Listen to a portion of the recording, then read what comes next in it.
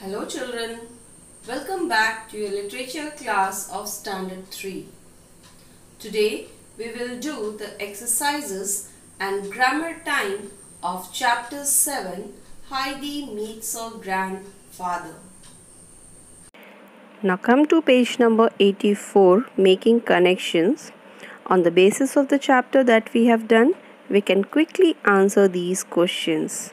Choose the right answer. The setting of a story tells us where and when the story happens. Where does this story happen? Option 1 is in a little house high up in the mountains, and option 2 is in a tall building in the city.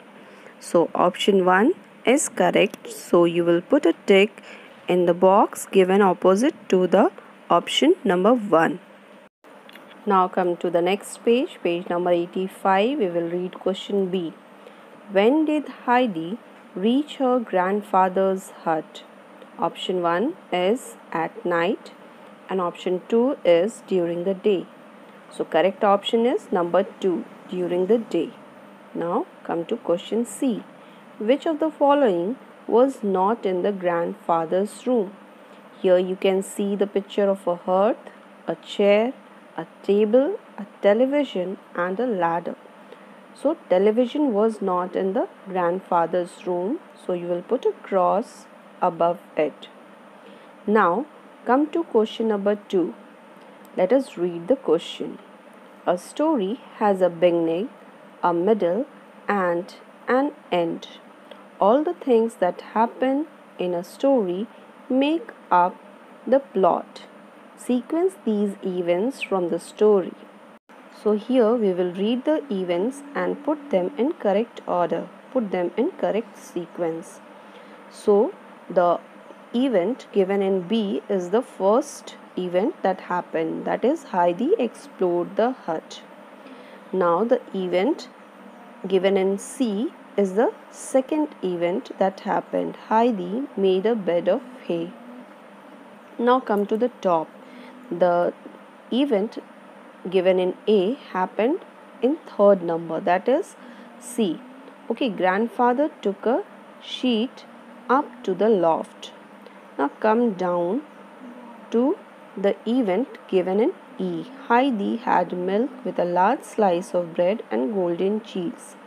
And the last event that happened is given in D. The goats arrived. Now come to the next page, page number 86. Here in this page you can see the name of different landforms, and they are valley, oasis, island, cliff, sand dunes, canal, hills and cave. Now you can see that pictures of different landforms are given. Now you have to write the alphabet in which the name of that particular landform is given. So we will see the first picture. The first picture is of cave. So in which alphabet do we have this name? In the alphabet H we have the name cave. So in the box given just below the picture we will write the alphabet H. In the same way for second picture D, it is a cliff.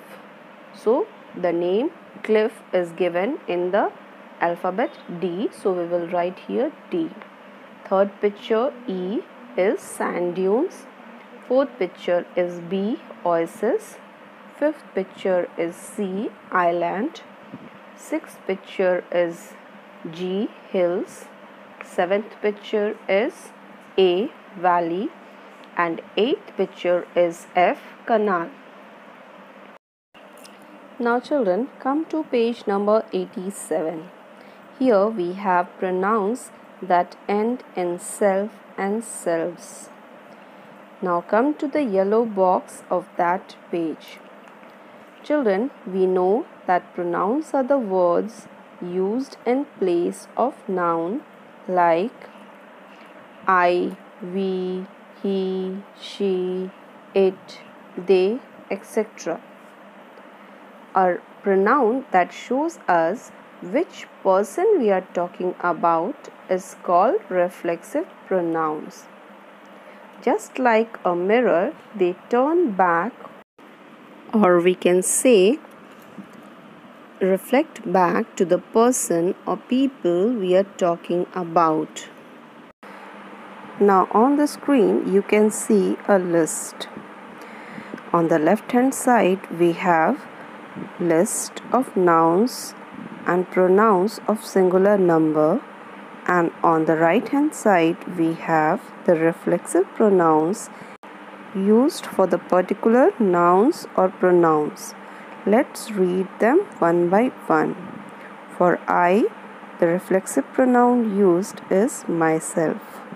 For you, singular number, the reflexive pronoun used is yourself. For he or name of any boy, the reflexive pronoun used is himself. For she or the name of any single girl, the reflexive pronoun used is herself.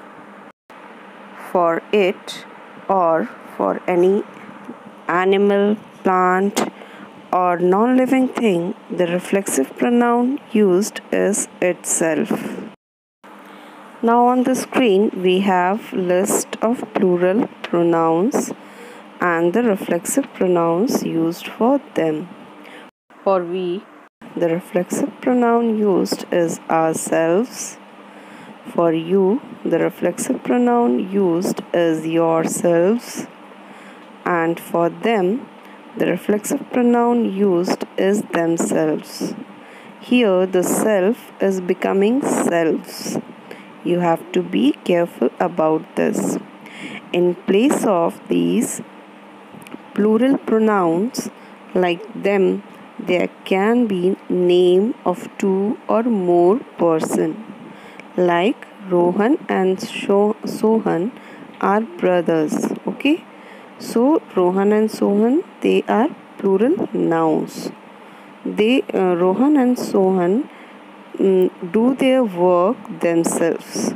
So for these two names, we are using the reflexive pronoun themselves. Now let's read the examples given on page number 87 and the rules will be more clear. Ow, I hurt myself. For I, the reflexive pronoun used is myself. The cat licked itself. For the cat, the reflexive pronoun is itself. Did you enjoy yourself?